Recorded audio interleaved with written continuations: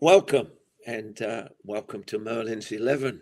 And it's nice to come back and have a chat. And I've got a special guest with me that always helps me out when I don't know what I'm doing, Joe Zampa. And Joe and I are going to be answering the questions that you give us today and also questions that have been sent in to us. I think we need to address. So, welcome, Joe. And are we ready to get started, my friend? Hi, Gordon. Yeah, we're good to go. Just for anyone watching this live or watching it back as recording, Gordon and I are using this as a bit of a trial, really. With Gordon, having a bit of fun with it, just trying to Yeah. get an idea on the controls and how it all works, stuff like that. So we will hopefully get some comments coming through. And as Gordon says, it's just going to be a little bit of a laugh, talking about Millwall, talk about Man United, talk about England, and some current Yeah. affairs, and go from there. I guess, Gordon, what's the first topic, which is probably a hot topic at the moment, is Millwall, I suppose, in the playoffs. And you watched Yeah. the whole game, didn't you? What'd you make of the first leg? Well, I've watched both legs, and to be perfectly honest with you, Millwall looked more confident in the first one than they did in the second one. I think they looked a little As bit in the one against Hull away Yep, on yep, yep, yep. The Friday. Yeah, first, the first, the first promotion game, as we want to call it. But yeah, I looked at it and I looked and I said, yeah, yeah, yeah. You could have got a result. The chances were missed. But then the second game was they were both timid. They wanted to score, but they were holding back. And as we saw the result, so to speak, it was 0-0. And plus, yeah, I watched the other game as well, and that was 0-0. So you're all square. And I think one game I think would be perfect for everybody. To be honest with you, you either win or you lose. Otherwise you go there and they say, "Oh well, we're 1-0 up." Well, that doesn't mean too much in today's game because we've seen it in the lots of games where that team can come back. But I thought that it was an even Steven, shall we say? It was um, testing both sides to see who was going to be a weakling and who would make a mistake. And after the 90 minutes, so to speak, it ended up 0-0. And they look frightened. They want to do it, but they held back a bit. And I think that it's a big jump. You're not talking about going from the second to the first. You're talking about going from the championship to the premiership. There's a lot more at stake, and a lot more money has got to be considered in Millwall getting there, or whoever gets there. Will they be able to sustain being in that high level? So, yeah, it'd be interesting. I know Alex Alex has been in situations like this before, but I think this game, the final game, has got to be. They've got maybe 3 games to play. Maybe get past this one, and then look at that's really the cup finals. And I'm watched them for about 4 or 5 games now, and I've seen absolutely tremendous football from players that want to get to another level, another standard, and it just goes to show that the championship, the EPL's got a lot to offer. yeah. I don't know when the playoffs first launched, Gordon. I'm pretty sure it wasn't around the 70s and the 80s when you played, was it the playoffs? But No, psychologically, if you put yourself back into your kind of footballing days and yeah, going through this process of playing, 2 legs, home and away or away at yeah, home, what kind of pressures does that give to the players, the management? I mean, you could almost sense that both Alex Neil and way the whole set up as well, they're very, very tentative, quite cautious. Neither team really kind of went for it. It's almost like they're both kind of happy with the 0-0, true, weren't they? Weirdly, true. what Yeah, goes very, on very in their much. minds? Well, I think what do they don't want to do is give anything away. The first thing you do is like let's not give anything away. That's the team talk, so to speak. We've got to win our tackles. We've got to make sure that we play the balls. We can't lose balls. We can't, those are all the factors that go into a team talk. And it's never changed. I did it the same way when I was a manager. You don't change your ways. You just see who's up for it and who's not up for it. And you pick a team to go out there to produce, and possibly you take a team away, which might not be the team you play at home. So you're in that little bit of a mix where you say, well, okay, I know that Alex will be thinking of the same. Do I play this player, or do I rest him? And, like he did with Brennan. Bannon, he brought Bannon on, and Bannon died. Bannon has not got the legs, so to speak, but he's got the brain to break open the defence and that final killer pass. So does he wait? Does he play him? Does he not play him? You've got to look at your forwards have got to take their chances. Are they on song? Does the occasion get to them? Are they frozen out? Those are all the factors that go into it. But the bottom line is when you go out, hey, give everything, guys, because that's about the only thing that you can ask for them. You've had your training, you've had all season to prepare for it. And it's a big occasion. Now, Hull are going to come. They're not going to sit back. If they sit back, Millwall will take them. We'll take them apart. And so you've got to look at it and say, what are they going to come? Well, they come, they're on hiding to nothing.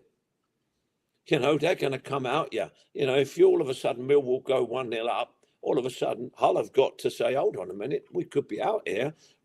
So you could see end-to-end stuff at times, and it'll only be who is hungry enough to pick up that result.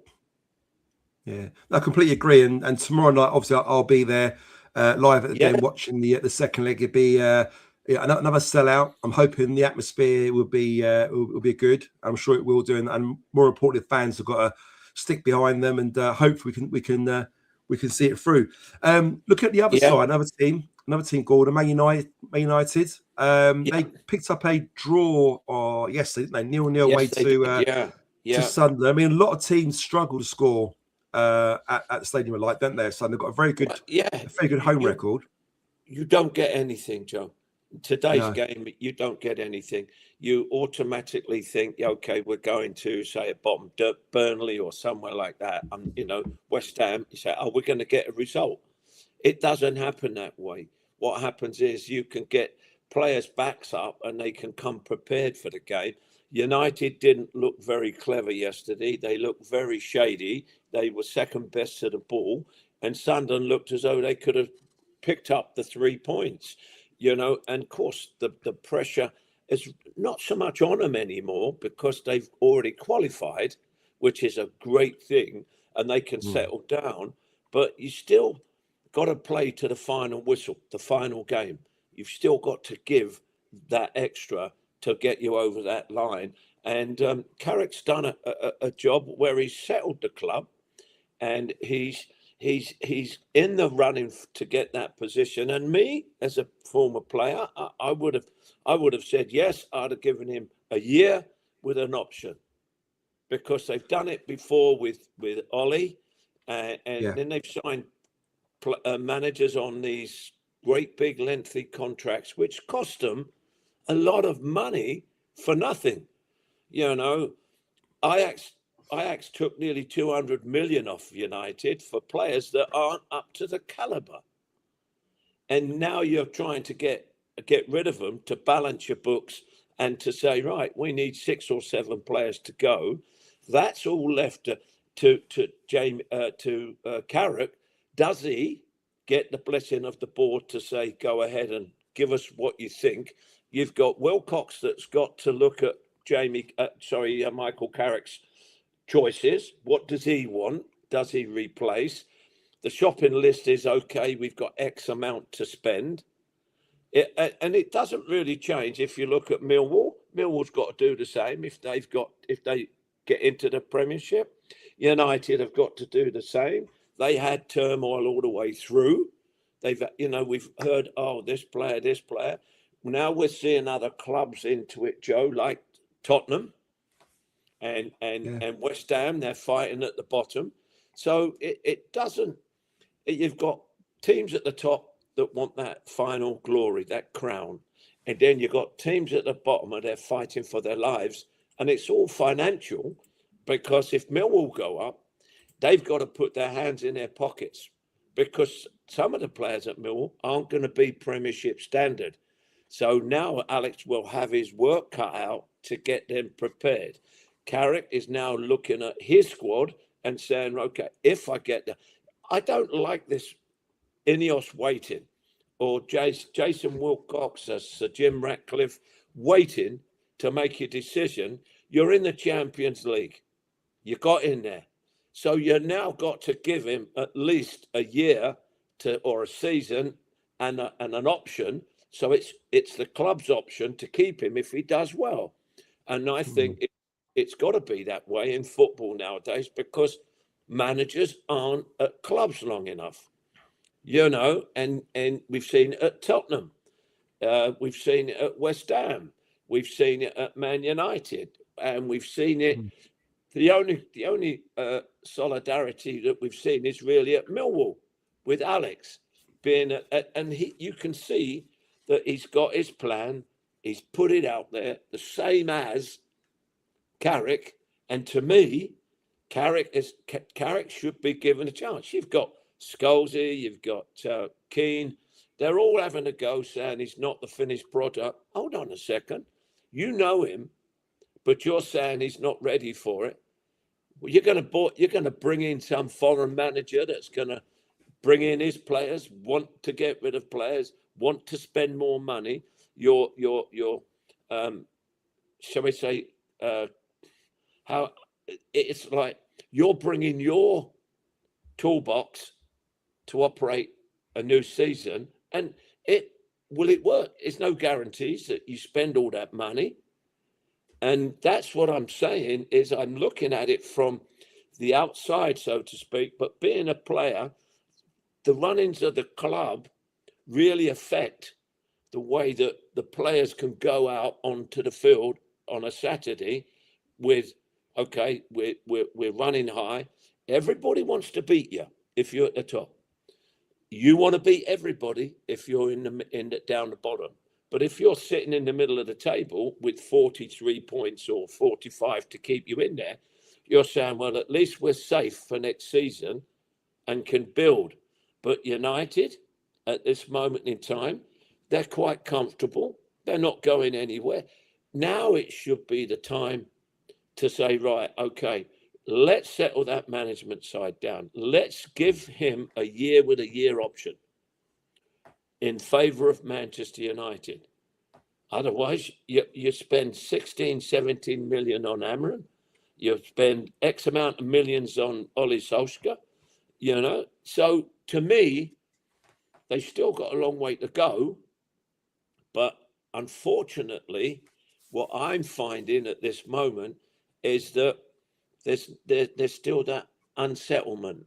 There's still that, It seems strange that, though, Gordon. On paper, I was listening to you talking there. I was just looking through the results and stuff. And in the last 15 games that Carrick's been in charge, he's won 10 of those 15. Yeah. And unless I'm mistaken, I think he's only lost one, and that was against Newcastle. And I'm pretty sure United were down. Were they down to 10 men that game as well? I think, from memory. 10 men. I can't remember now. Yeah, they were.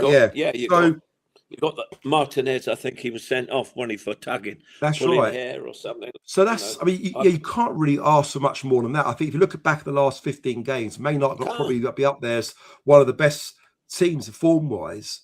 And what he's done there, Carrick, is absolutely remarkable. I saw an interview yesterday, I think it was, when they were asked a question about contracts, and he was pretty cool with his answer. And he was saying, look, at the end of the day, there's no rush. The season not ended yet. Whatever will be. They'll make the right decision. He's a very settled man, Joe. He's very settled. He's very calm, he's down to earth. You don't see the ranting and raving and jumping up and down. He thinks about what he's doing, and that was it. But that was him as a player. Everybody says, you're "Oh, right. he was ranting around." No, he didn't. As a player, he went around his job. He done Yeah, his job as a player. He's come through and he's put that into the management side of it. He's done his apprenticeship, so to speak, at Middlesbrough, and he yeah. started to like get a little bit there. People say, "Oh yeah, he wasn't successful." What do you class as successful? Having to win the league every year? I mean, Mm, you're looking at Frankie Lampard. Frankie, bless his heart, is coming through nicely. You had um, uh, Gerard, who is looking to get back in. You had Rooney that went to 2 or 3 different clubs and it didn't work. So no.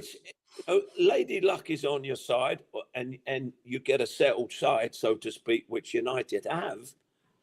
All Mm, of a sudden, you've got a settled side and said, right, okay, you've got Frank Lampard now saying, okay, the spotlight's not on him. It's like, okay, Frank, you got another result. Coventry, another result. Coventry, another result.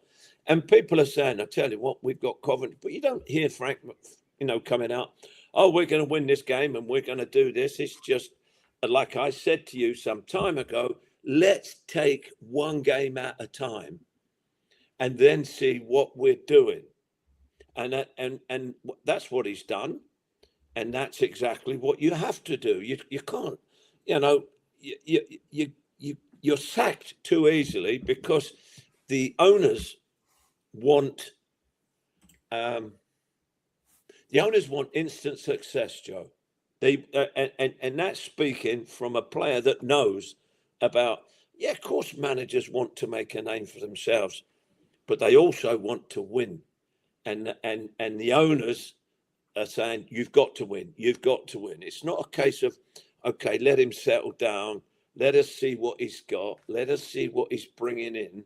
Because every manager is different. mm, Every manager's got his own way of doing things. But we're very quick to jump on getting rid of him. Oh, right. sack him. He's lost 2 games. It's football as we know it, as I know it. 1 minute you're a hero, and the next minute you're a bum. Why?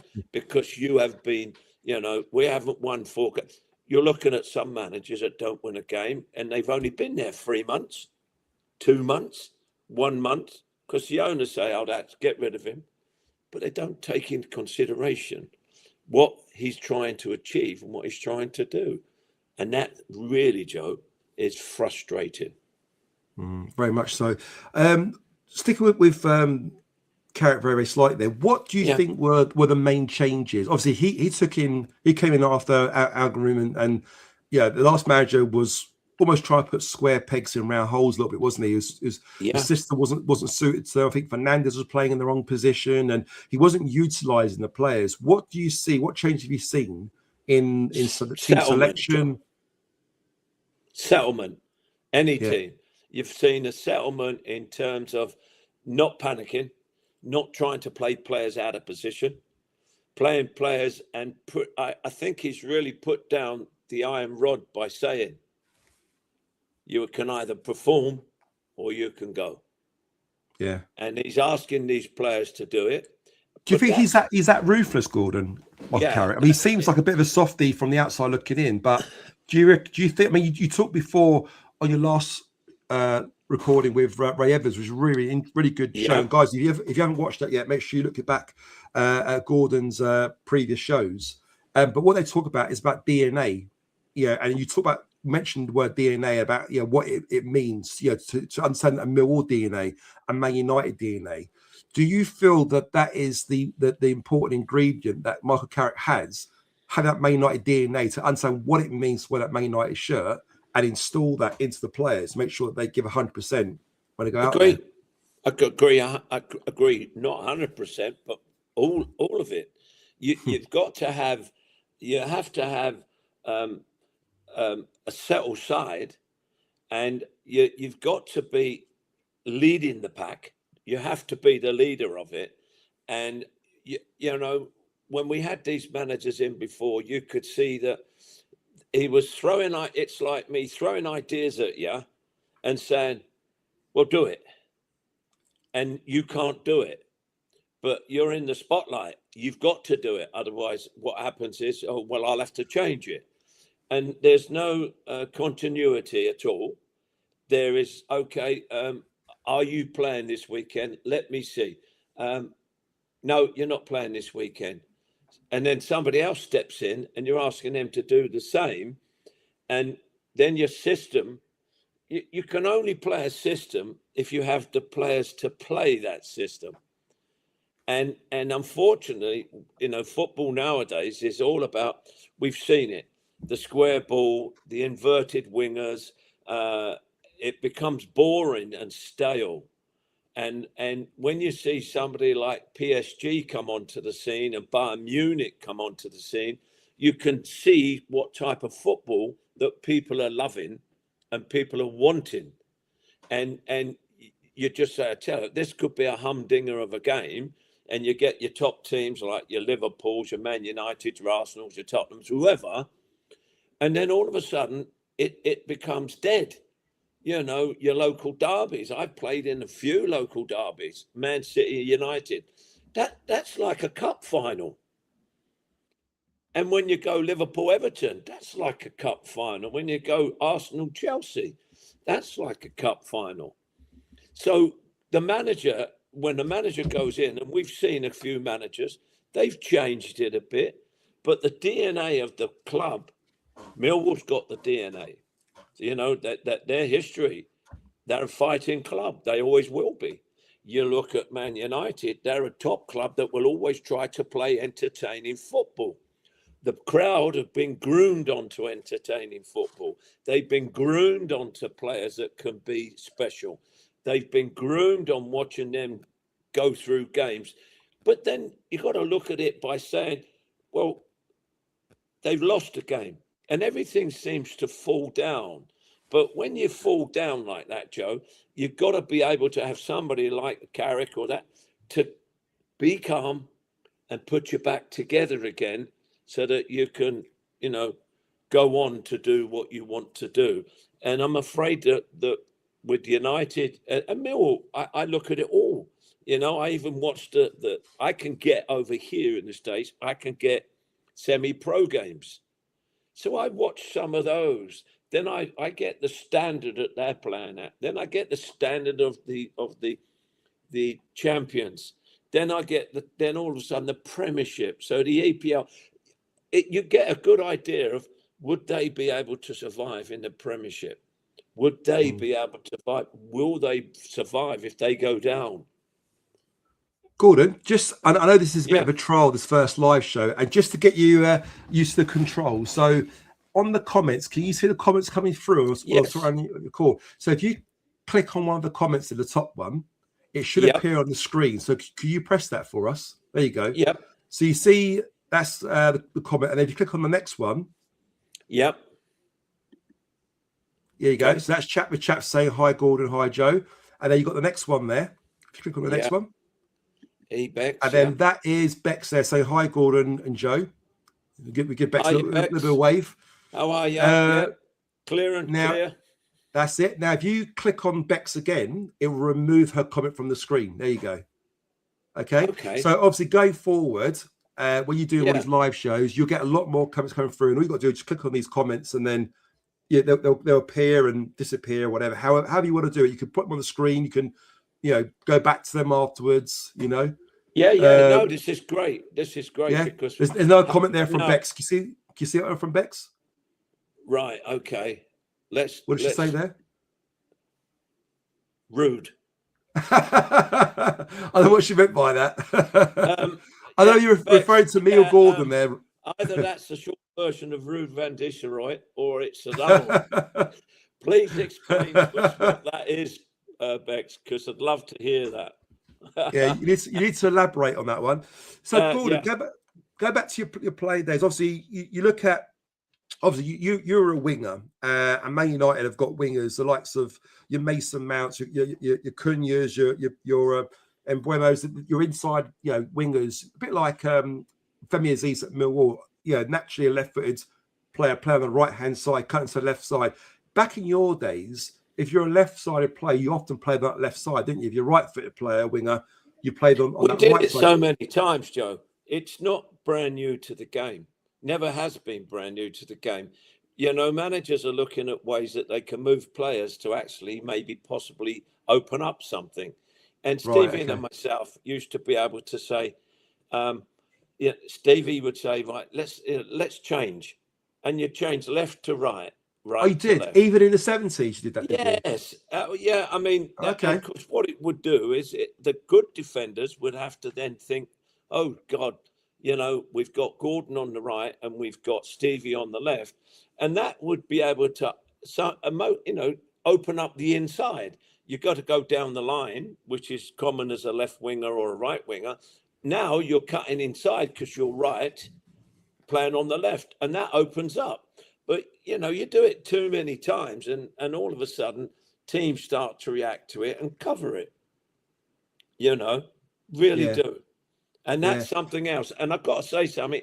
I got that message from Bex. Bex, you removed my comment. I'm awfully sorry, my love. I didn't mean to remove. So, You know, so again, Gordon, because the yep, listeners and the viewers can't see that, all they can see is one that says rude. So if you click the one that says rude, take it off the screen. I've got. Yep, Yeah. So I've if you hidden click on it. the rude, I'm now going to show it again. Is that yeah. okay? So yeah, and if you click on the last one where it says you remove my comment, Yep. click on it. There you go. Show. So that comes on the screen, and then if you click it again, it'll come off from the screen. There you go. Okay. Yep. Yep. That's it. I Yeah, do yeah. apologise, Bex, but what's your question, my love? You know, Go on, Bex. apart from me being rude. Get a question in, Bex. Get a question in. Yeah. Another question for yourself, Gordon, is obviously, I think intensities always happen in football, isn't it? Whether it be in the Yeah. 70s or today in the Premiership or even the Championship. Um, English football, yeah, can be quite hectic. You know, there's a lot of, Yes. box to box and a lot of pressure. You know, players are asked to sit into a low block when they're defending, when they're attacking, they've got to push up together. And then, of course, when they lose possession, they have to get to low block. But the intensity was still quite high in the 70s. How's football changed, and what do you see as the biggest changes in the way that the style of football was then to how it is today? Well, I think today there's a lot more square balls being played. You know, trying to Yeah, create it. They're trying to they're trying to walk the ball in at times yeah, instead of going for it. I mean, most of the clubs now have got big strikers. You know, Arsenal got a big striker, United got a big striker, Man City got a big striker, and that it seems that those days are not as, or that play with a big centre forward is not as evident as what it has been. I mean, at Millwall we had Brian Clark and Alfie Woods. They would head each other if the ball was up there, and until you told them that, you know, they've both got a white shirt on, you know, but they'd go yeah, for the ball and they'd be challenging for the ball.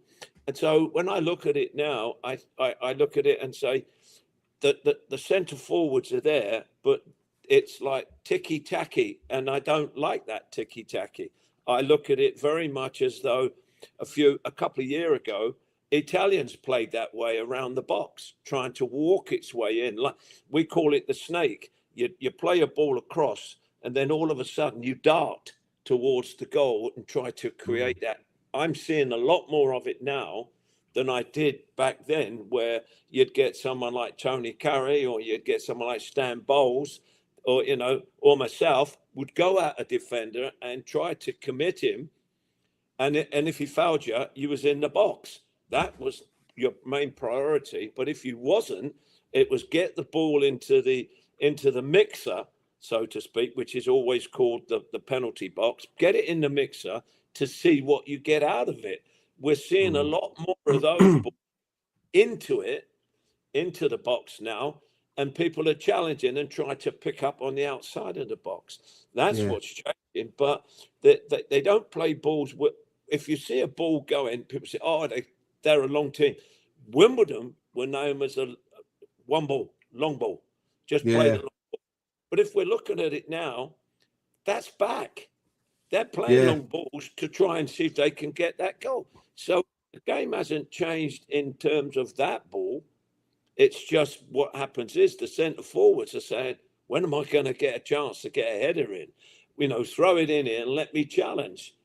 Yeah. So that to me is a major changing point.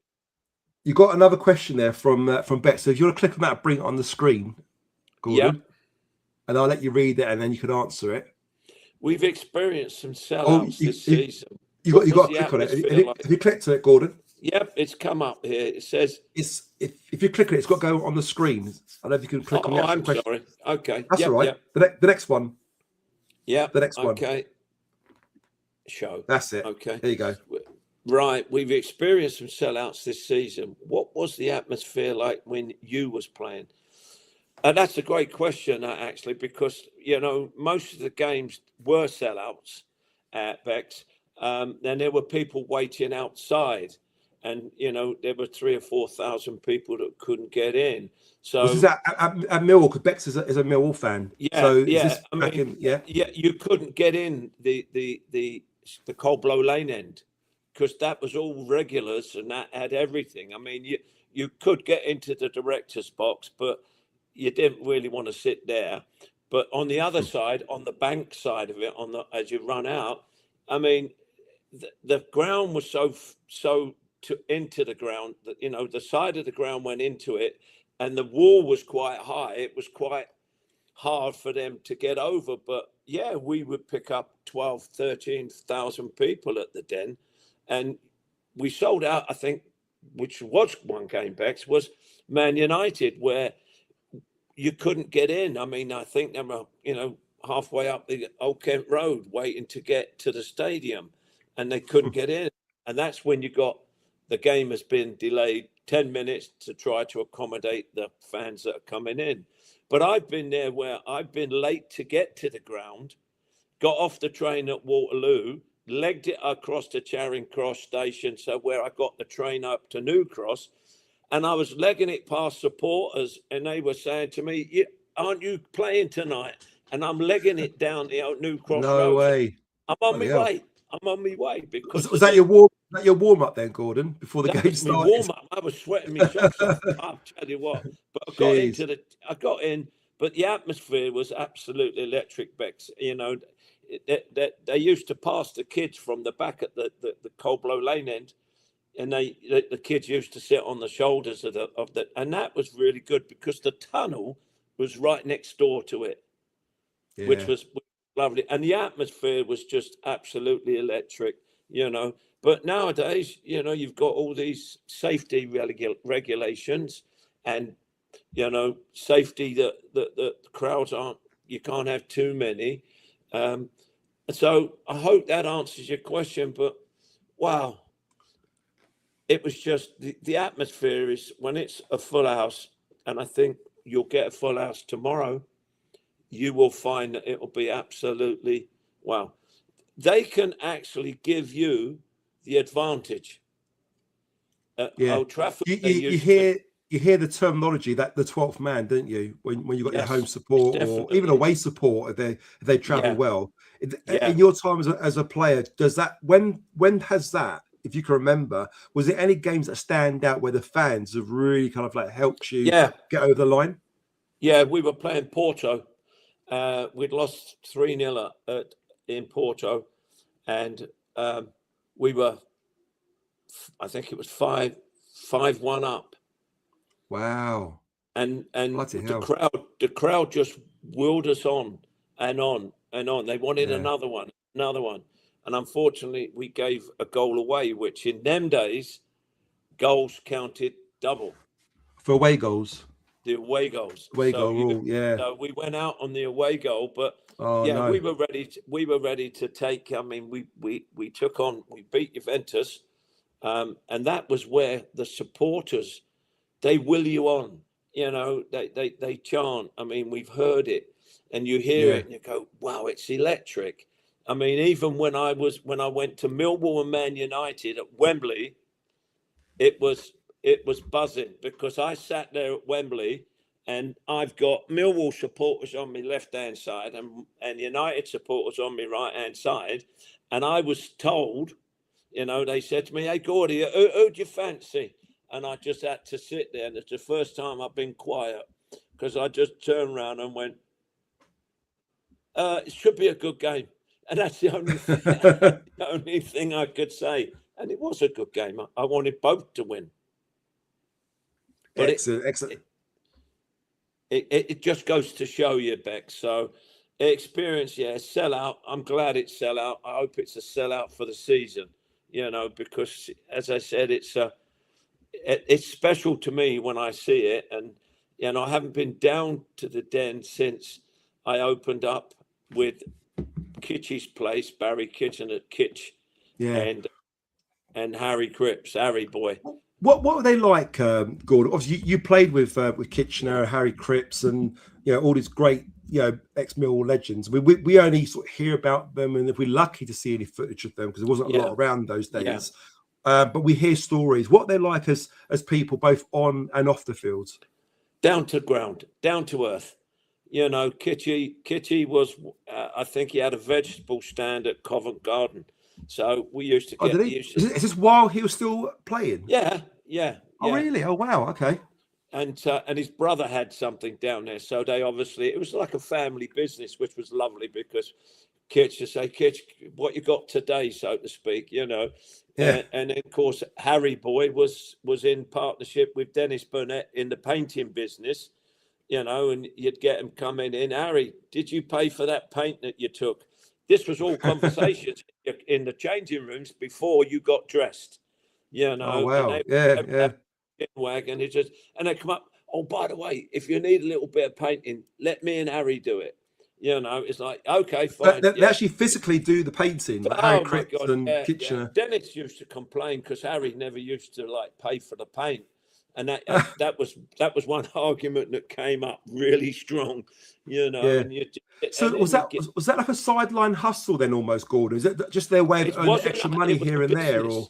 Yeah, it was not so much. It was a business because I think they were thinking of when they finished.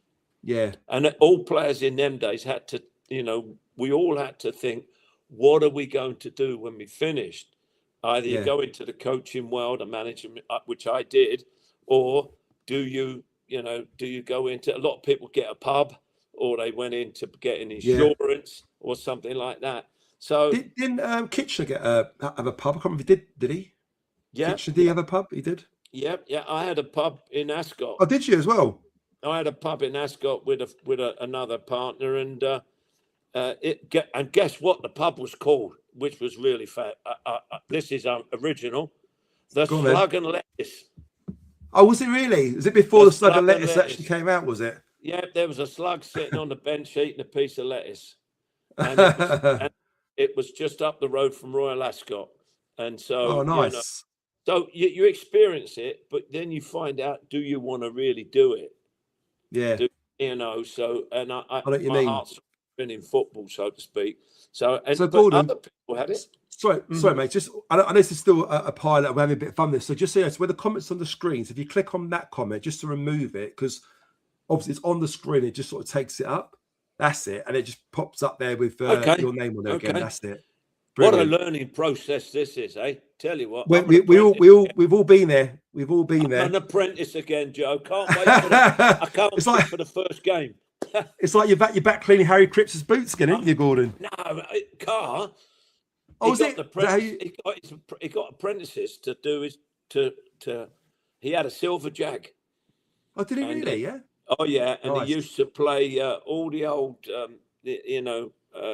Dean Martin songs. Oh my God, he used to drive us round a bend, and he used to classic swings, yeah. And he used to give a $5, I think, to a couple of the apprentices to clean his car on Friday. Oh, that was quite a lot. So we've got a question there coming through, Gordon. Can you see the next one come through? It's from Vix for Life. Can you click on that one? Yeah. I've got one here. I've got one except Bex has just said, did you have a little tipple during half-time? No, I didn't actually, Bex. Many times you think about it, but unfortunately, no. There's a couple of players that used to like a fag, a cigarette, so to speak.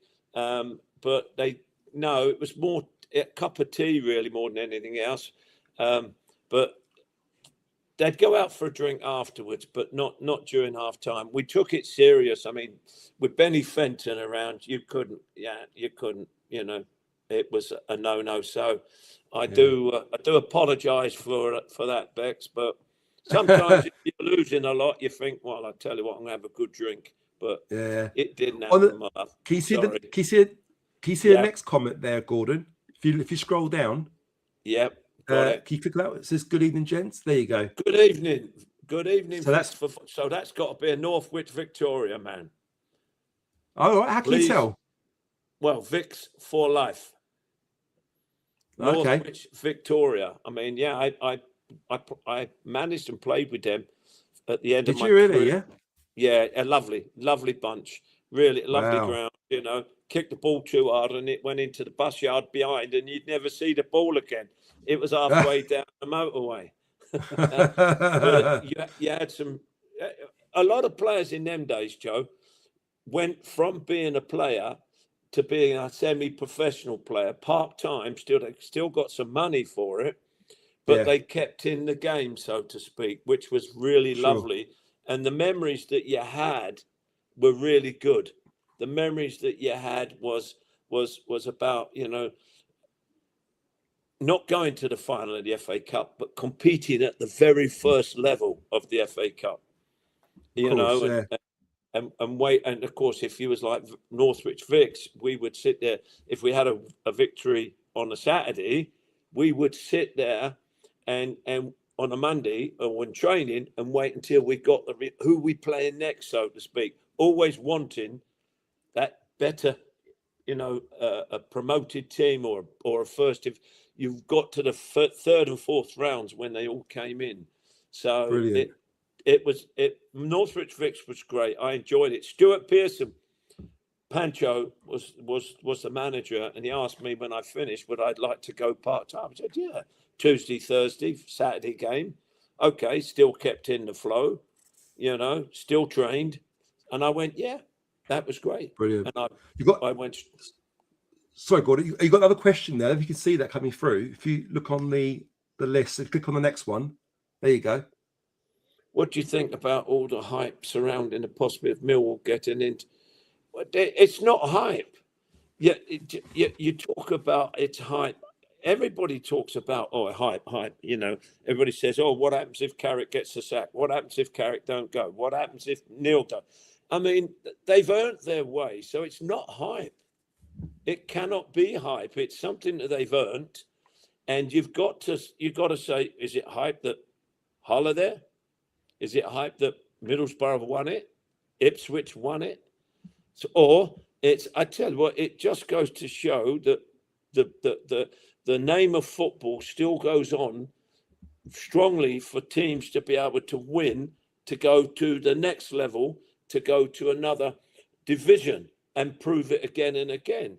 It's all ambition, but no, you know, I wouldn't say it was hype, to be honest with you. No. The hype, a possibility. If they do it, they've earned it. If they don't do it, they've only got themselves to look at. Definitely, absolutely. Just moving across now to England, Gordon. What do you make of Tuchel since he's been in charge?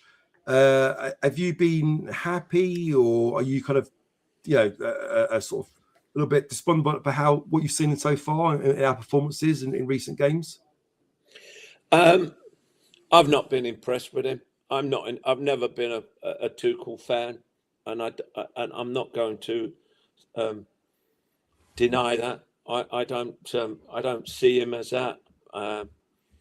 There's something missing. I can't put my finger on it, but you know, when you get somebody that is taking a national team, you look at it and say, I tell you what, let's just hope he can put what he's got into it. I don't see that with Tuchel. I think he's come into the game. I think he's been a very fortunate person in the game. Yeah. Could I play for him? No. Could I play for England? Yes, but not. Why is that then? Why is that? It's just something I don't. There's something playing football at a certain level. You play for certain people, and could you play for this one? Tuchel. I couldn't play Yeah. for Tuchel. I could put an England shirt on and play for, shall we say, Dom Revie, or I could play for Bobby Robson. There's something about it that I just, and it applies to Roy Hodgson as well. I just don't believe in them as I never have. Was there an England manager that you thought you could have played for if there were a couple? Oh my gosh! I mean, you played for Terry Venables. Yeah, definitely. You play for Terry. You play certainly for Bobby Robson. You play all day long for Bobby Robson. Dom Revie, even though it Leeds, you play for. They were with you. They were in there. They knew what you was going through. I don't see it, and there's a lot of talk, but there's no end product to it. And I look at it and say, well, okay, fine. You've got this manager here in now, and you say, tell you what, can he do what he's talking about and get it all? Has he got the experience to do it? And has he got the DNA? I look at it. The DNA to me is not there. I see it. I see what really frustrated me most of all was when I saw Roy Hodgson in an England uniform. That just threw me straight out the window. When he said he's an England manager and he's got an England shirt, shorts and socks on. I just looked and I went, whoa, that's enough for me. Yeah. Good. You've got some more comments coming through. Can you see that? So the next one, you've got another question there, I think. Yeah, it's from, let's have a look. Okay, what I mean about teams worrying about going to the Den. Oh, okay. Well, you've got to be worried if you go to the Den. You go to the you got to worry even if you go to the Den. If there's nobody in there, even you've got to worry about it. Because they are so ardent, and 20 people can make it sound like 300 people. 20. We the fans were very much. You'd go, say, for instance, you go away to a when I was playing, you'd take about 100, 150 people. They sounded like 500 to 1,000 people. They weren't. Yeah. Still do even today. The Millwall fans like that. Yeah. And that is history, and that will never stop because it's passed down from generation to generation. And everybody's got their own fans that they take. Depends upon what size, but Millwall's always had support. I've always had fans following us when we go, places like when we went to Carlisle. You had Millwall fans travelling up Carlisle, and even when there's a train strike, you had Millwall fans travelling up by car, and you'd see them going down the motorway if you was on a coach, and you'd wave at them, which was really, really, really good, And basically, sorry, Gordon. Go on. No, I've got some more questions coming through, but these are coming through Twitter at the moment. So Ben Quickerton, who's a Millwall fan, says, "What was it like signing for a big club before having to leave, and then sign for Man United?" So I guess that big thing of leaving for Man United from Millwall. Well, both. If it's not the case of wanting to leave, it was a case of the financial and the club and the bid that came in. I mean, I've said it many times. I was not looking to move. I would have played all my life down at Millwall and all my career because it was fabulous. You were taken in as one of the players, and you was taken in as a player that could produce it. You played with the players that trusted you, and then all of a sudden, you're saying, well, okay, you're going to the top of the ladder to play. And I said, well, what are Millwall going to get, or what Millwall will get out of this? And when it was explained to me that it was the financial side of it that they had to, then I was quite all right with it. But if they would have just said, no, we're getting rid of you, there would have been a different feeling. But it wasn't a different feeling. It was a case of, I was going from a club that I loved to play for, and had given me my chance, and I had given something back to them, and basically I was moving on, and but that's my own ambition to want to get to the top. Yeah, I of wanted to course. get to the top, and and the players would say to me, "We won't be able to hold on to you too long." Yeah, That's what the players, and they were saying, "Wow, grab it with both hands and go with it."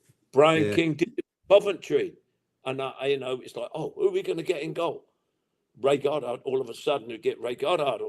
So now yeah, you're saying, if there's a move in the pipe, if there's a move that they can get something from, then do yeah. it.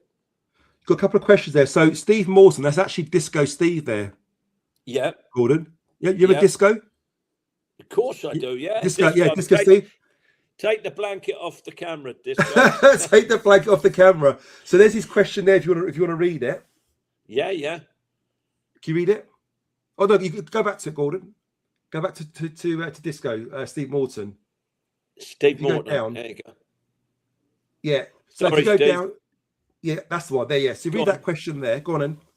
Yeah, I was just reading Eamon Dunphy's book. Sounds like he gave you a hard time when you started. Of course he did. Yeah, no, I'd never been a favourite of Eamon Dunphy's. Never. He's very opinionated, very outspoken. And so I used to just take him with a pinch of salt. He was hard. Oh, yeah, he's this and he's that and he's, cocky, and so be it. But but then all of a sudden, like, I'm going to another big club and you're staying at Millwall. So, and you get the other players, they would say to me, take no notice of him. And Brian Clark used to say, oh my God, like Poison Dwarf. That's what he was called. Got another but question there. Yep. So I'll let you finish that one first. I'm just conscious there's a few questions coming through. So can you see the next one there? There's one above it before we miss it. So if you go up one. Richard, I'll go to the one which is Richard. Yeah. Okay, let's see. Gordon, favourite game you played for both Millwall and Man United? Well, I think the semi-finals in the Man United one, and I think the Millwall game, I think it was when I made my debut. And I think it's very memorable because I remember the goals that I scored. A few of the goals I scored for Millwall was one where I got a message from a guy on Twitter, another pro, which I didn't know, who said, "Do you remember me?" So I just turned around and said, "No." And he said, "Well, I was playing as a defender against you at Millwall at the Den." He says, "When you put the ball over my head with your left foot and volleyed it into the corner with your right foot and just run away." He says, "I was that player." I said, "I am sorry." That's his claim to fame, to be I said, humiliated. I am sorry. I really am sorry about You that. apologised, did you? I did. Afterwards, about 30 years later afterwards. But yeah, it was that. Yeah. But it was. You've got some more questions coming through. Yep. Sorry, Gordon. So if you go up a couple, so Vix for Life has got one there. Can you see that? If you go up two, scroll up. It says, do you think the FA bottled it? If you go up, Vix for Life, go up. Go on. Can you see it? It's two up from where you are now. So the message you are on now, if you go up two. Okay, let's see this one. That's the one. That's the one. Do you think the FA bottled it when they appointment Brian Clough as England man? Yes. Yes, I do. I think Cloughy would have put his type of football and his demeanour and everything. I think he would have been very good for England, But I think because of the players that were around at the time that could have operated with him, I mean, he had a fabulous team. I think he would have done a great job. But you see, if you're too powerful, the so-called powers to be will not entertain you. They won't entertain you because and you'll have a... And the second part of that question, sorry there, Gordon, was could you have played for him? Yeah, I had no problem playing for him. The reason I say that is because me and John Robinson, God rest his soul, we had a chat about it. and he said Cloughie would have loved you because he was very strict, but he would let you play. Yeah. You know, you look at, for instance, Trevor Francis, God rest his soul, John Robinson. So you was allowed to be able to produce what you was good at, which was really good. If you scroll down now, Gordon, there's one there from Lee. Is it Leah Spiff 8706? Yep. If you click on that one, there you go. I'll let you read that question out. What was the player's reaction to? Well, to Doc sacking 77. We were ready to take the Europeans to pieces. We were ready. You know, Liverpool had done it, and they'd done it successfully. We were ready to take it was only a result against Stoke when we lost 3-2 at Old Trafford that we were right on Liverpool's backside. But when we played the final, we beat Liverpool. They were going for 3 trophies, and then they went on that following week to win the Champions League, which we all turned around and said, go and get it and bring it back home. That's what playing against the Continentals and the Europeans was all about. Not as your teammate, but that's what you was all about. Your English, Irish, Scots, your Welsh. That's what it was all about. And we wished them the very best of luck on that. But, you know, when you're talking about the sacking of the Doc, I was getting a quick holiday at the end of the season, about 4 days in Ibiza, and I was walking along the beach. And then Sammy McElroy had done the same. And we accidentally bumped into each other, and he was lying there. And he said, Illy, he said, have you seen the papers? I said, no. He said, they sacked the Doc. What? I said, hold on a minute, Sam.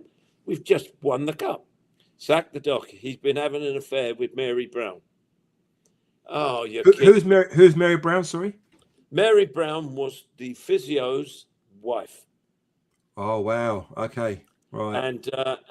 And the first thing Sam said to me, because he was a Busby babe, great player, turned around and said, Illy, I know Les Olive, the secretary, and he will not survive because he's very religious.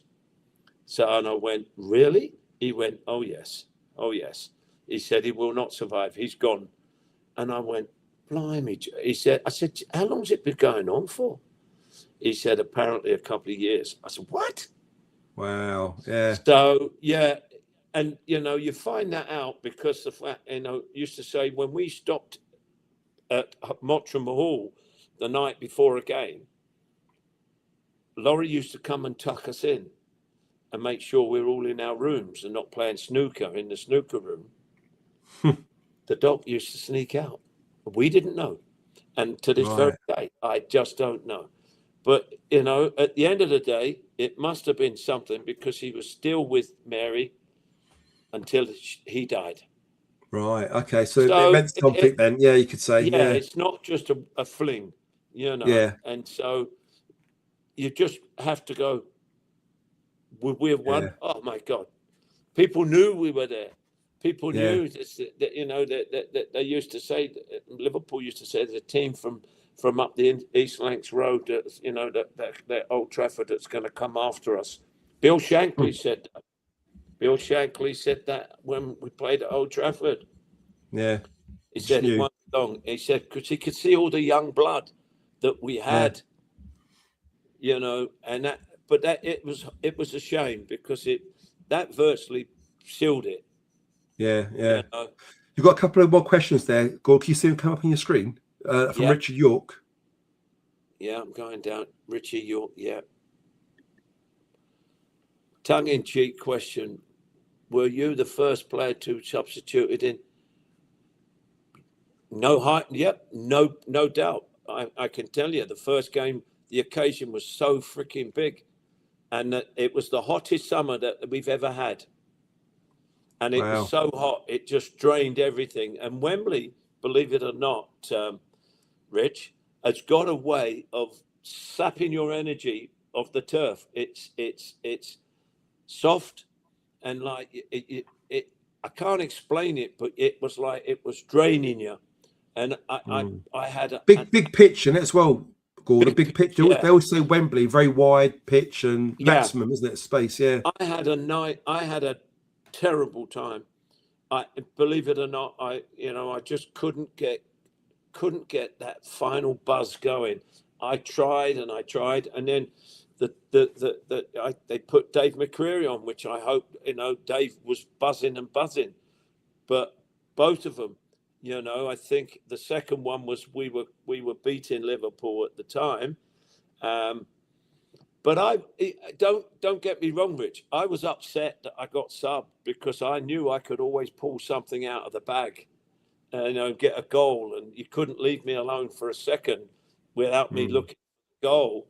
And I remember that very, very vividly because that game that we played, and I came off, I think it was the second one, it was the first time that the Football Association were using these signs.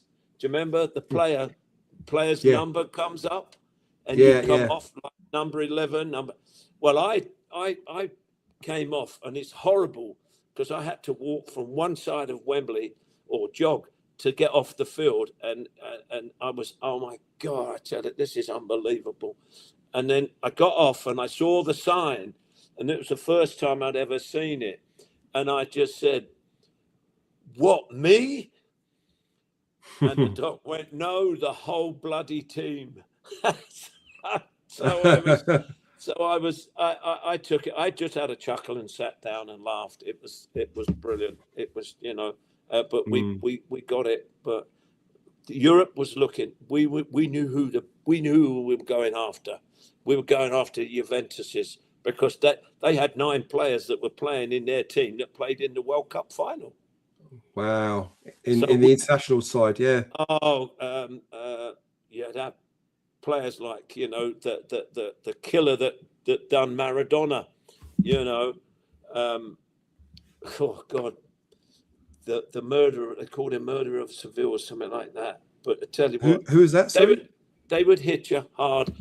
There was Tardelli. Yes. Oh, what player he was, eh? Yeah. Calzio. We had a fight in the tunnel, me and Calzio. Really? No. Yeah. But you can't understand a word. You couldn't understand a word you were saying. Could you both? Yes, you're like that. Yeah. You're in the tunnel. In the tunnel. In the tunnel. Brilliant. Because don't forget, we played Italy in the World Cup qualifier. Then we played Man United versus Juventus. Then the following week we played Italy at Wembley. And then the following week we played Juventus in our last game. So we played against all these players 4 times in about 2 weeks.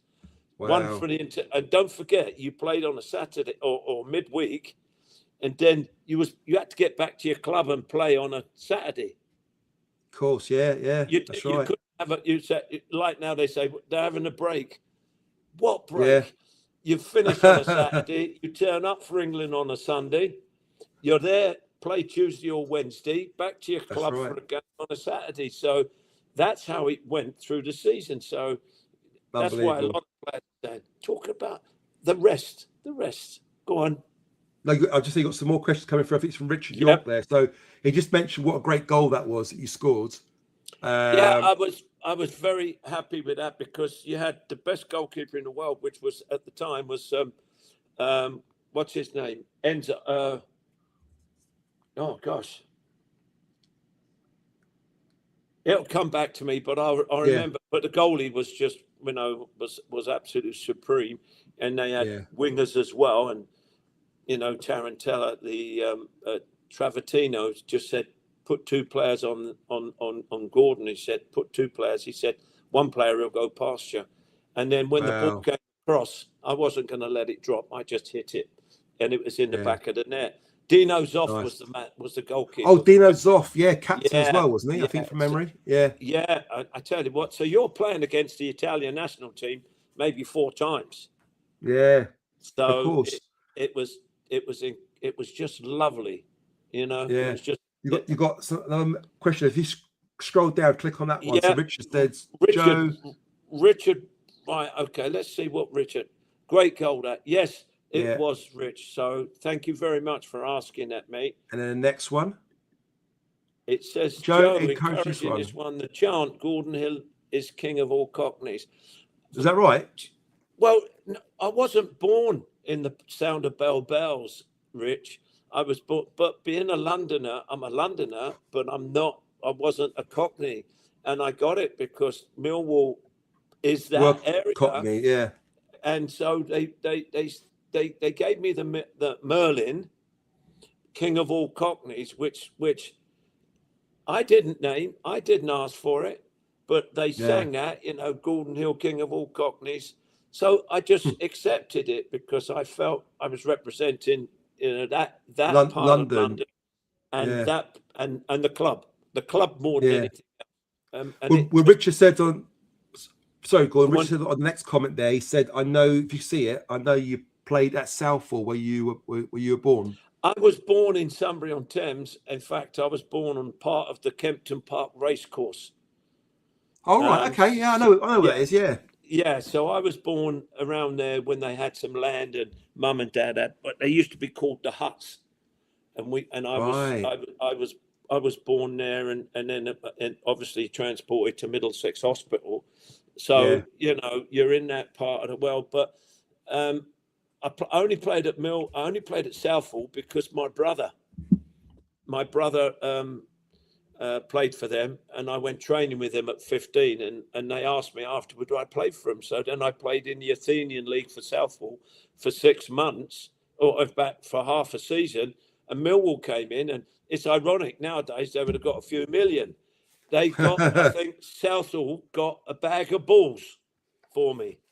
Is that what they got?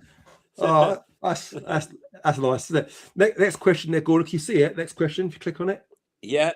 From Leah And Smith. Stevie, you and Stevie could probably the best winger partnership I've seen at United. What was the best wing partnership you have seen or been part of? Well, I've got to agree with you. Stevie and I Stevie was the worker that would go up and down and stop, 20 goals. I would be the other one where I'd go from the halfway line up and score you 20 goals. But it combined so well that when we did change on this averted wingers, we could do that quite comfortably because you'd get against the defender and all of a sudden, like, you'd go down there and also cut inside. Stevie did that well from the left, and I did it from the right. So, and then you just back over. So you try to give the defenders as much aggravation as possible. Like, got to pick him up, and you hear it like, don't let him go down the line. He'll whip it in, and then that's the way that centre forwards got their goals. That's the way that we play. Whip that ball in, get it in there, half a yard, whip it in. We'll get in front of it, which I don't see too much of nowadays, even though it's still in the game. Everyone seems more regimented in their positions. Interesting. Yeah. We did the Christmas show with the ex-Mill players, and Paul Eiffel's on there, weren't he? Remember Paul Eiffel? Yep. So him and Stephen Reid were very similar. We played 4-4-2. And quite often Paul will swap from the right to the left. Stephen Reid will go from left to the right. And it just confused their fullbacks, as you say, because you now got inverted, wingers, if you like, and then they flip back again. So it was quite a good way of working, to sort of confuse the opposition. It will come back into the game, Joe. It will come back into the game where every now and then you're going to get those changing places. The wingers are going to be changing because the game has to have new ideas, and they're not new ideas.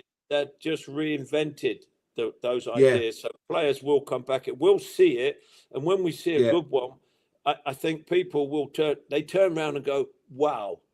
I tell you what, that was good. But to me, I go, well, that's natural. It's natural for a left footer to go down, whip the ball in for a centre forward coming onto the ball, as opposed to the centre forward having to turn his back to the goal and try and flick it on. Flick it over, of course, and just hold it onto the ball.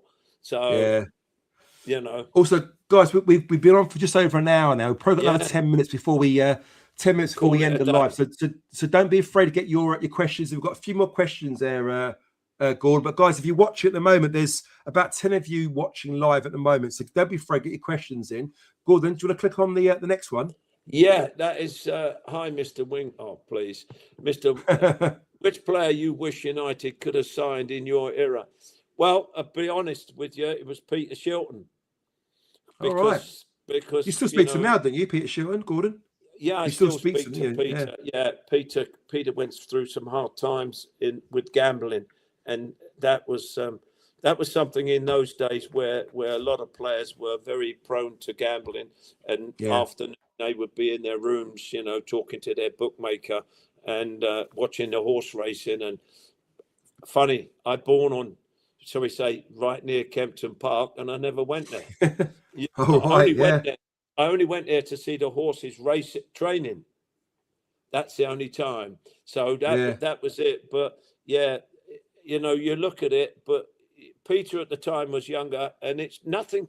No offense to Alex. Alex had been superb goalkeeper. Alex Depney was an absolute legend, and he had really, really, came in with us. He was the granddad of the team and helped younger players and everything else. And it would just been a matter of time before it was changed. But yeah, I thought that, but hey, it never happened. So Peter went to Dart. I think it was to Leicester. I think Yeah. So Got if next that question there, answers Gordon? it, yeah. Gordon, is it true he was also a county tennis champion? Yeah, I wasn't a champion. I played county tennis. I played junior Surbiton. I played Epsom. But it's funny, but in them days, tennis had etiquette, and that weren't my cup of tea.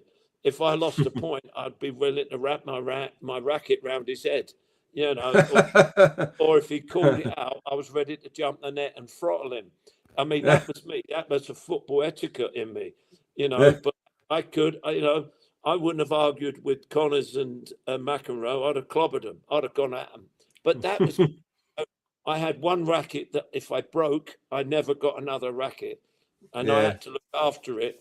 And but it's funny because as I finished playing the game, I had a sports shop, and I learnt to restring rackets of all of them: badminton, squash, tennis. So I knew, and the time I knew that I was ready for it was when I put a tennis racket, a badminton racket, a very expensive Slazenger tennis racket, on my machine to rethread, and I put the weight of a tennis, the strength of the tension of the strings too high. And this poor old Slazenger cost quite a lot of money. This Slazenger racket went into about 50 pieces as I Just took the weight completely off. exploded. Yeah. So that told me, but yeah, tennis. I love tennis. I love playing tennis. Table tennis, any ball sport. I think that once you're a sport, you can play. But that's Nice. it was. Yeah, I was there playing. Yeah, cool. You got another question there, Gordon? Yeah. Before we wrap up. That's about Femi Aziz. I think you talked about the inverted wingers. So Femi Aziz being one of them as well, isn't he? Yeah. Femi, yeah. He's got to do it more because he has the ability to be able to operate on the left. I think a little bit better. Yeah. And next one. What do you think of England's chance at the World Cup? I think it's going to be the same as everything else. I think it all depends how much they want it. They got the personnel, and it all depends upon what he puts out there, how he puts it out there, and not the games that they played up to now have been friendlies, too friendly. There's nothing to me that tells me that it was really, really pressure. So in the World Cup, you're playing for something, and if you don't turn up, you get an early plane ride home. That's it. Absolutely. Cool. So if you click on that question, and Gordon, that just removes it off the screen. If you click on it again, that's it. Perfect. Good stuff. Right. One more coming there from Steve Morton. Can you see it? I think so. Steve, great show. Thanks, gents, to hear Gordon's honest personal views. Now, Steve, it's just something, about. It's great. Because a good friend of mine. I've known Joan a few years. He's been a little bit younger than myself. He got a great podcast called Chat with Chaps, which is about Millwall, and it's really good. And Joe has been helping me with these the StreamYard because I I'm have like looked the forward IT to. whiz kid, aren't I, Gordon? I'm like the IT whiz He's the kid. IT. Yeah, he's my left foot. I wish. I wish. You know, but yeah, the people that help me, you know, as I said, the technology and everything else. I'm not academic in the terms of I'm not an academic coach. I'm not an academic. I was a player that played because I loved it and I wanted to show Yeah. people what I could do. And you know, everybody that's been on today, you know, I just want to say one big thing I've got to say today. I want to wish all the mums a happy Mother's Day. Oh, is it Because in America? Is it? yes, yeah. If I don't say, Ah, well, okay. because I live in both places, if I don't say something, they have a go at me. So wherever Yeah, you are, yeah. whatever country, whatever it is, if it's Mother's Day, I wish you the very best because you look after the new generation. So I ain't gonna say Ah, getting that, well but said. Well said, it's Gordon. lovely. I'd like to say to Bex, Stevie, Les, listen, Elise, thank you very much, everybody. And I can't say no more. If you like it, subscribe to us because That's it. there'll be a lot more. I've got, as I said to Joe, I'm looking at having Peter Shilton on with us and Peter Beardsley to talk about the real game that we know. And Yeah. it's lovely to see that the Vics still regard me as a. It was lovely down there. Thank you very much, the Vics. I wish you all the very best. You were right, what you, Gordon, Northwich Victoria. You did say it, didn't you? When you Yeah, saw the Vix. Vics, Yeah. Northwich Vics, and as I said, it's an absolute pleasure to be able to talk today. And I wish you all the very best. And if you like it, subscribe to it because I won't reply. Will you be doing some more live shows going forward, Gordon, I just for our will listeners do. so that Yeah, they I know? will Yeah. do. Yeah, I Yeah. will do live shows. Now Be I've like a got the regular first thing. one out the way Yeah. with your great help. And I want to wish Millwall all the very best. Cheers, Okay. I, Gordon. I want to get through. United, I want you to give Carrick a chance and give him a 1 year and let him see what he can do. I That's think right. that we would all be quite happy with that. And I Very wish deserving. everybody the very best. You know, peace on Lovely. earth. Brilliant. Lovely. Cheers to that, Gordon. Thanks again for the listeners for joining. And like this is a bit of a trial, a bit of a pilot for Gordon to Yeah. get a bit of experience on it. And hopefully you'll be seeing a lot more Gordon going forward. And Yes. he'll be showing me what to do. He'll be becoming a pro at it. He'll be telling me what to do in the old life. I think I wouldn't be able to do that. I mean, I just about turned the thing on. But anyway. Well, you better Disco Steve anyway. You should get the camera on, can't you? I can't believe what he did. When we did it, he said, I can't tell the see viewers the story. Go on. Oh, we were doing it, and then Joe and I were talking. He said, "Yeah, introduce you to Steve, Disco Steve." So I said, "Okay, fine." So he says, "I can't see you. I can't see you," and we were going, "That's funny." Everybody else is. Then Yeah. we worked out, Steve, take the blanket off the camera. The camera. Yeah, he hit his camera. Or, I don't know. We laughed our heads off, but Steve, don't worry, mate. Don't worry. We forgive you. Vix for life. It's Chat with Chaps podcast. So basically, Yes. as Gordon said, it's a Millwall podcast. I'll stick it in here if you look on YouTube or or Twitter. And basically, it's just Mill related. And Gordon's been on our show a couple of times, haven't you, Gordon, as well? So it's been good. Yeah, I love it. I love on. it. I love it. I love it. You know, it's nice to be able to talk about the game that's today's game, and it's also great to be able to talk about yesterday's games and the legends that were there, because I have a lot of lovely memories and wouldn't change it for the world. Brilliant, good stuff. Right, so hopefully that's it, guys. We'll see you on the next live. Keep watching out. If you subscribe to Gordon's channel, which is Merlin's 11, there's a little bell there. If you click on the bell, it'll allow you to get alerts. So every time there's a new video or a live show, you'll get alerted straight away when that comes on. So make sure you subscribe to that, and you'll find out for it. So that's it, Gordon. I guess it's up to you just to end the live stream now. Yes, I'd like to say thank you, Joe. You've been an absolute pleasure. Dream. Absolute pleasure. Let's do some more. And everybody else, please, God bless. Thank you. See you later.